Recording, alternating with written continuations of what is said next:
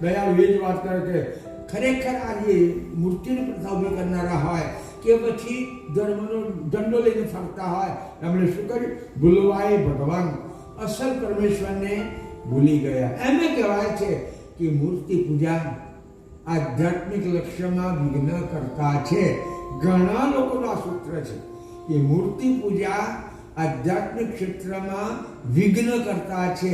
કારણ પૂર્વકાળના ઋષિઓ આધ્યાત્મિક માનતા હતા, પ્રણવને માનતા હતા, જ્ઞાનને માનતા હતા, પૂજા કરતા તો જીવતી હયાત વ્યક્તિ હોય એને જ માનતા હતા. બાપજી કહે છે ભૂલવાય ભગવાન છેવટ પતિ, અને જે પરમેશ્વર હતો છેલ્લો એને આ મૂર્તિઓમાં વળગ્યા, આમાં વળગ્યા, તેમાં વળગ્યા. એટલે કહે છે ભૂલાય કહે છે અગલ બગલ માય કાકી પાય લગાય.